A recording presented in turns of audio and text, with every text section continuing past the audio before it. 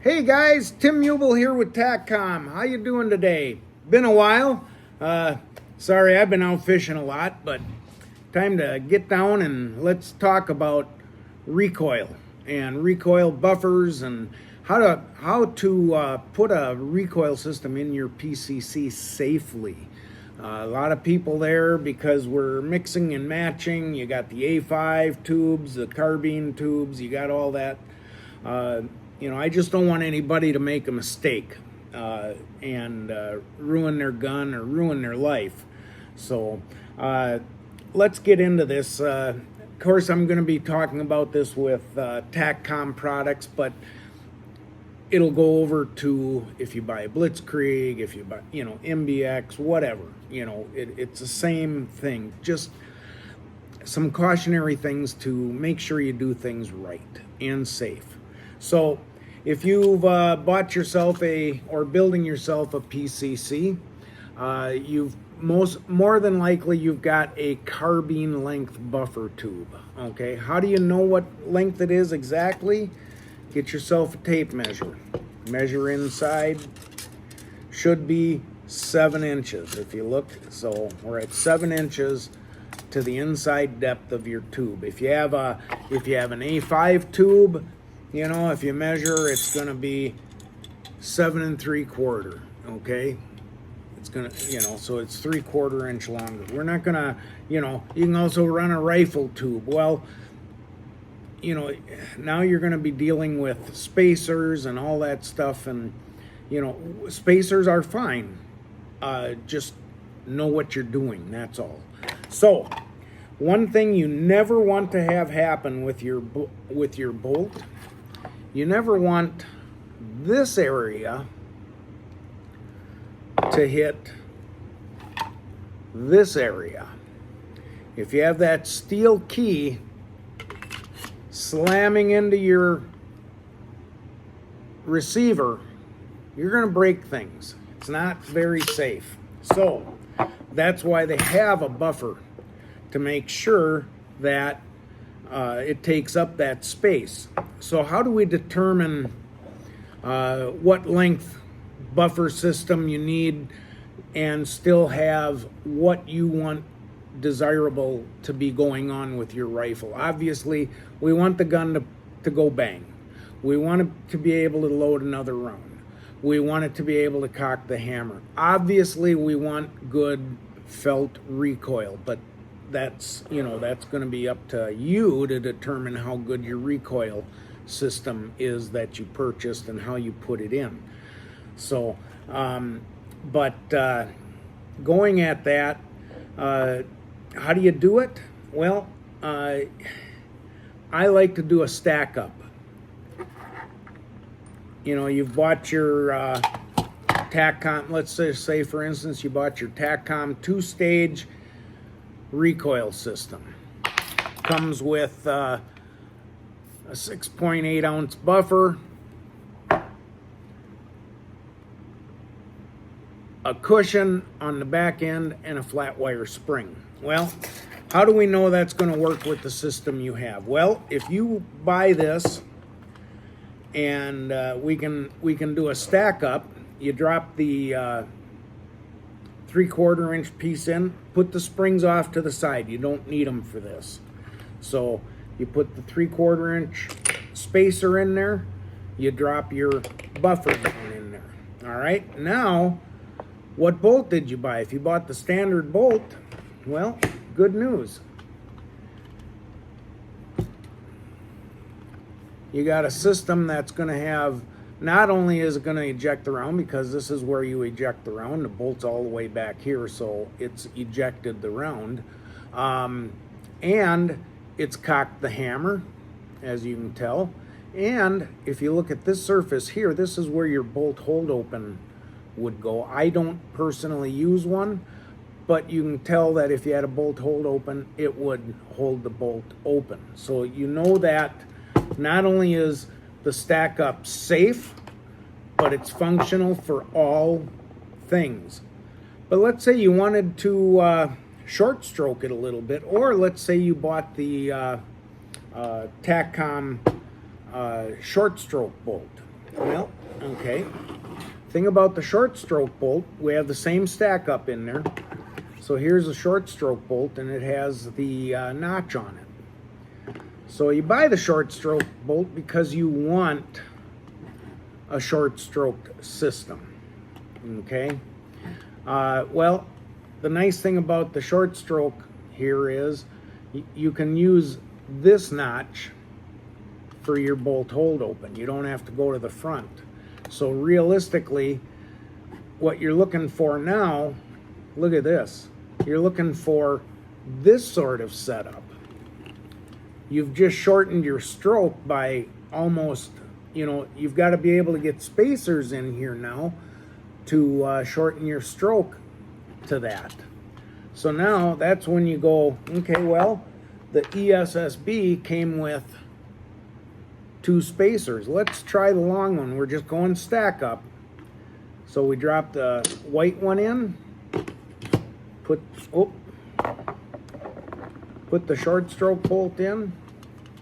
Now we just shorten the stroke. This is the dead stop on the back. We've cocked the hammer. We've ejected the round, obviously. And here's our bolt hold open, and here's the notch. So we'll definitely get bolt hold open on the notch with this setup by using one of those spacers. So that's what's nice about when you buy the TACCOM products. We give you the spacers to adjust for your length, and it's a real easy thing to do. You just put the parts in, stack up, and then when you're ready, now you say, hey, this is what I'm going to go with. Here, now we drop the wave spring in. We drop the 3/4 inch plunger in. We know that with the short stroke, we're going to have this. We're going to need 1 spacer, so we drop that in. Now we drop the spring in, and after that,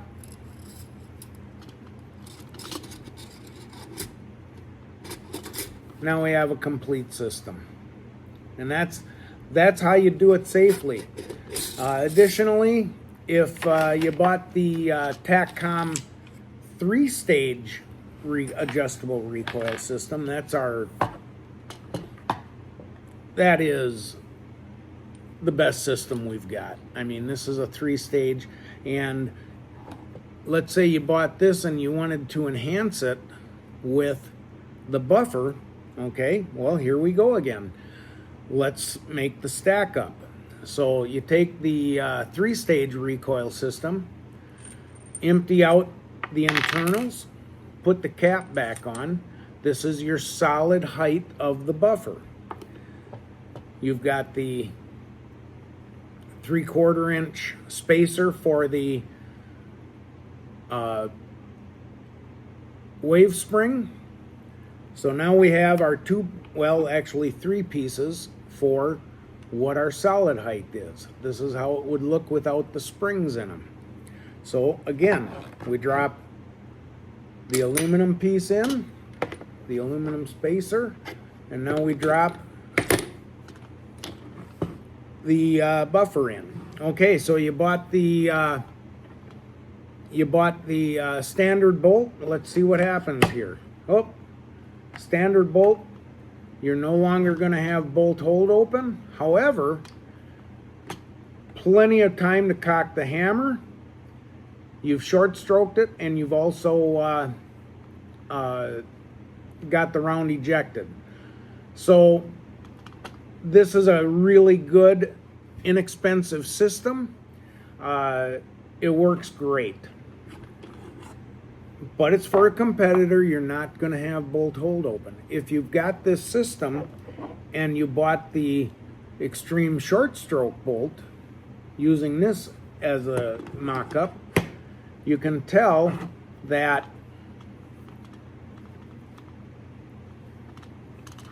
here's the notch again in the bolt. That's going to be your bolt hold open. It's going to easily engage that. So you've got plenty of parts to work with when you buy one of our systems. and we'll get it all, and we get it all together for you.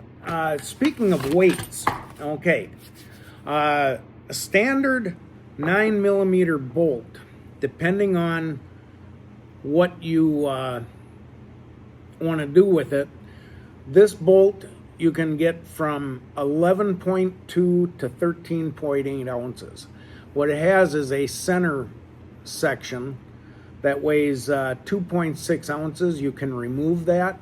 If you're shooting 124 grain factory ammo, you don't need this in here at all. By the time you couple this up with either buffer system that standard buffer system that we offer,